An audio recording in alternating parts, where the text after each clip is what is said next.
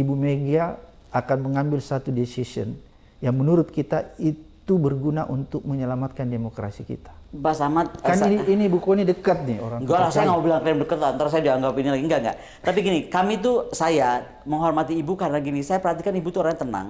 Oke. Ibu tuh pembaca yang baik, Oke. pencatat yang baik.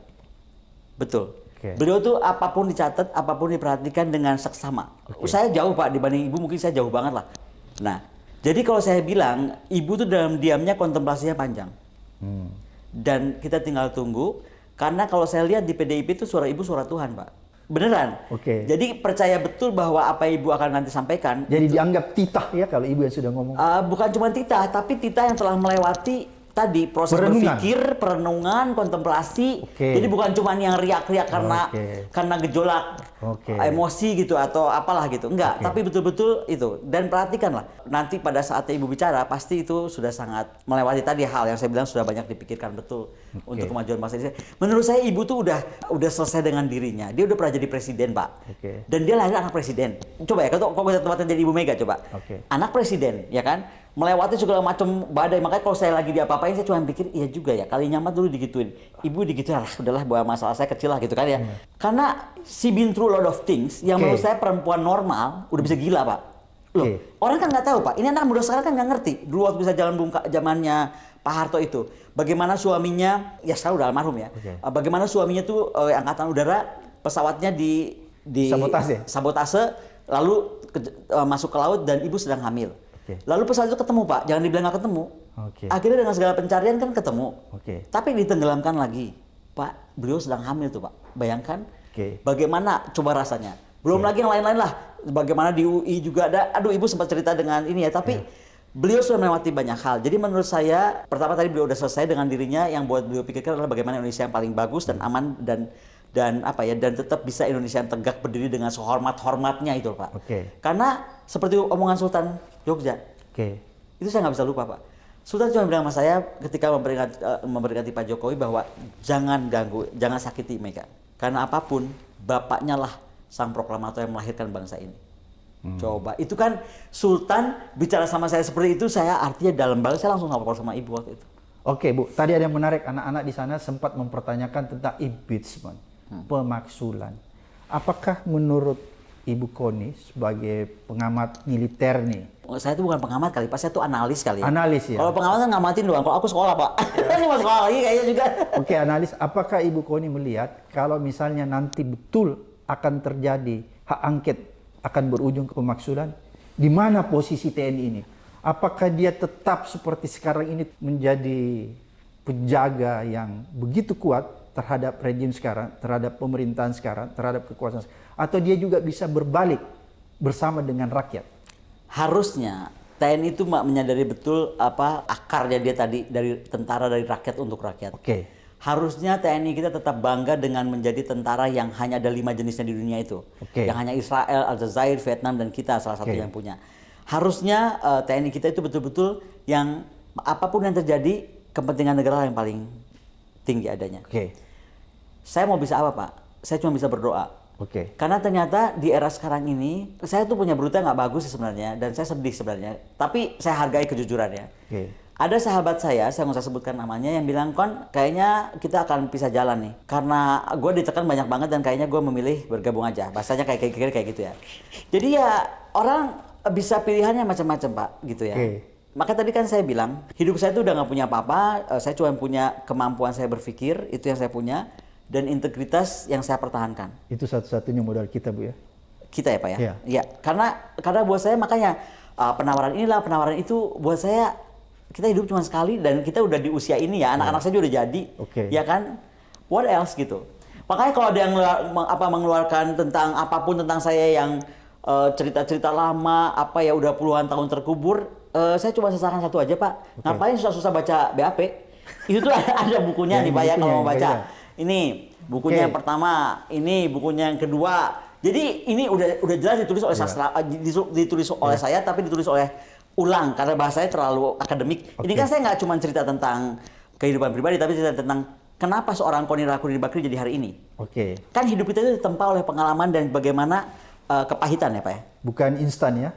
Bukan lah, Ya, bukan sama sekali bukan. Nah, tapi bagaimana kita bukan seperti Gibran ya, tiba-tiba jadi calon wakil presiden ya. itu udah nggak dibahas sama kita lagi, Pak, udah di luar negeri pun dibahas. Oke. Jadi kayaknya kita tinggal lihat aja nanti seperti apa. Oke. Tapi kembali ke sini, jadi saya pikir ya udah kita jalankan saja apa yang kita bisa jalankan. Kalau perlu jadi martir, jadilah martir. Oke. Tapi kita jadi martir yang terhormat gitu. Oke. Jadi Ibu belum bisa memprediksi ya. Seharusnya itu kan tadi idealnya bahwa TNI itu kan harus berdiri di tengah-tengah rakyat. Dia harus bersama rakyat apapun yang terjadi. Dia tidak boleh membela mati-matian penguasa yang menurut demokrasi itu adalah penguasa yang Saya sebenarnya sih lebih suka aja bahasa mungkin nggak bela penguasa, tapi gini loh, harus kembali diyakinkan kepada semua apapun yang di TNI itu adalah kepentingan negara itu di atas segalanya. Oke. Jadi di atas segala kepentingan jabatan, di atas segala kepentingan materi, di atas segala kepentingan apapun. Jadi jangan dulu, militer TNI itu harus tunduk kepada negara ya, bukan tunduk kepada pemerintahan ya. Tunduk kepada negara, karena dia lahir, apalagi tentara Indonesia ya, kembali, saya harus ulangi lagi nih, karena tentara kayak kita ini nggak ada banyak, Pak, yang dari rakyat untuk rakyat. Jadi betul-betul harus tetap berpegang kepada dari rakyat untuk rakyat itu. Oke, jadi dia harus tunduk kepada negara ya, bukan tunduk kepada pemerintah ya. Definitely not. Oke, kalau begitu yang tadi saya sampaikan ke Ibu, misalnya terjadi nih pemaksulan, ya. Apakah Ibu yakin TNI sekarang akan berbalik, mendukung pemaksulan itu dan bersama-sama dengan rakyat? Kayaknya Pak ya, pepatah kuno Vox Populi Vox Dei, Oke, suara rakyat suara Tuhan, itu nggak akan pernah geser, oke, menurut saya. ya, oke, Tapi sebagaimana tadi saya cerita, sejauh apa sih kita mau mengetes demokrasi kita? oke, Sejauh apa sih kita mau bermain-main dengan pseudo demokrasi kita? oke, Karena itu tuh nggak bisa cuman, oke kita sekarang bisa ngapain aja, sampai terjadilah demokrasi semu itu. Oke. Tapi demokrasi semu itu akan diikuti oleh the anger of the uncontrolled by social, masyarakat sosial.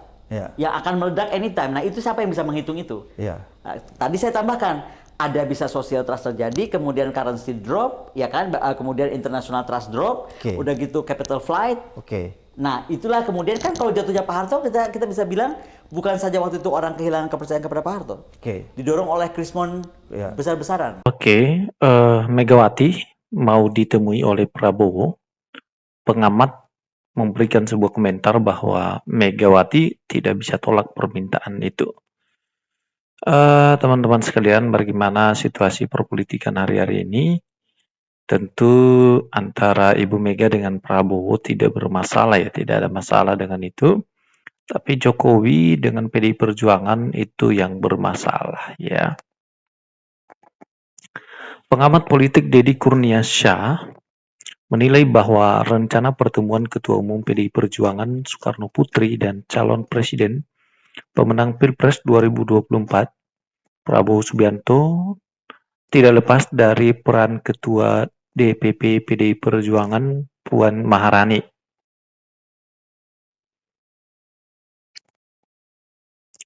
Puan adalah putri dari Megawati Soekarno Putri. Menurut Deddy, pertemuan itu tidak bisa dielakkan oleh Megawati karena merupakan permintaan putrinya. Megawati tidak melakukan pertemuan dengan Prabowo, ya. Kalau tidak melakukan, jika ada permintaan dari Puan, tidak lantas mengobati sakit hatinya, ya, lebih pada ia tidak bisa menolak permintaan Puan karena putrinya.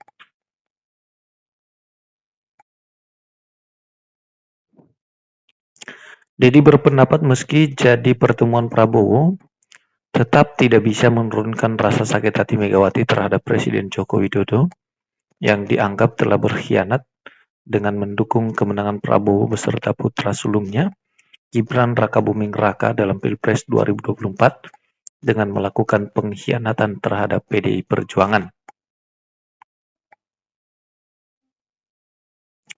Rencana pertemuan Megawati dan Prabowo menurut Deddy juga sejak awal sudah diduga akan terjadi setelah Lebaran ini.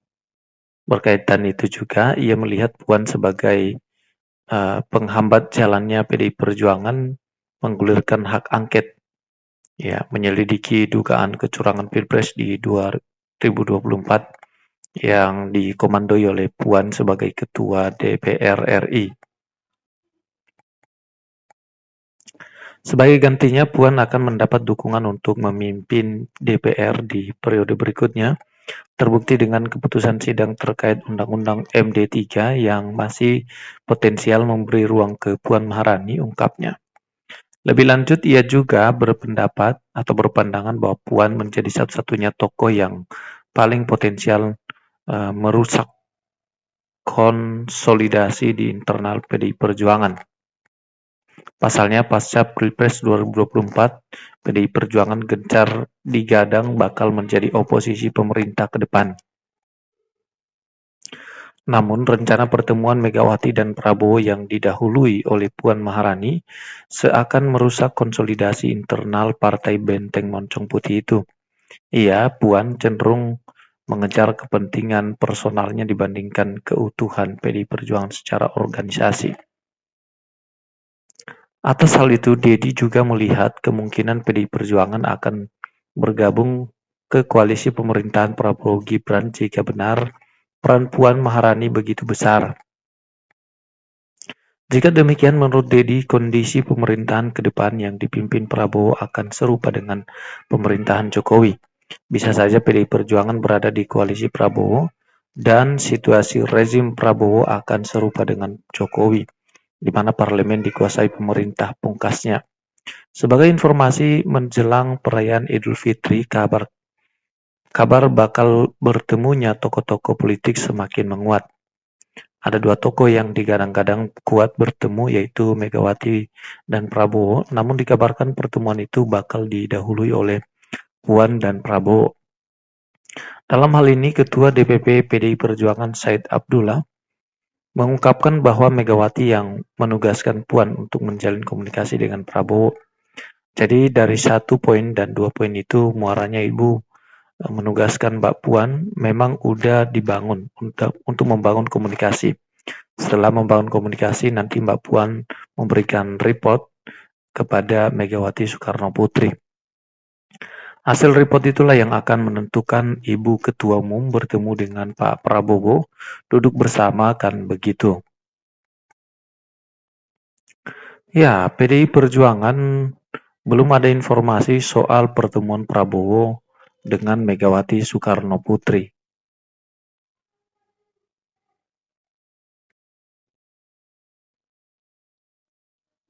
Oke, PDI Perjuangan belum mendapatkan informasi apapun terkait rencana pertemuan tersebut. Temuan antara Prabowo Subianto dengan Ibu Megawati Soekarno Putri pada momen Idul Fitri 1445 Hijriah. Ketua DPP PDI Perjuangan Ahmad Basara menjelaskan sejauh ini belum ada informasi yang memastikan Prabowo akan bertemu dengan Megawati di hari kedua Lebaran. Menurutnya, meski secara fisik belum bertemu, Prabowo dan Megawati sudah saling memiliki kontak batin, sebab hubungan keduanya sudah sangat lama terbangun. Basara masih ingat bagaimana almarhum Taufik, Kemas, dan Megawati memfasilitasi Prabowo yang dulu berada di Jordania untuk kembali ke Indonesia. Hal ini yang membuat keduanya memiliki ikatan batin yang baik sampai sekarang. Ia juga meyakini keduanya akan bertemu di hari yang baik, namun bukan di hari Lebaran kedua, lantaran tidak ada informasi mengenai pertemuan keduanya. Mari kita lihat dan tunggu waktu yang tepat. Oke teman-teman sekalian, terima kasih sudah menonton video ini sampai selesai, dan sampai ketemu lagi di konten kami selanjutnya.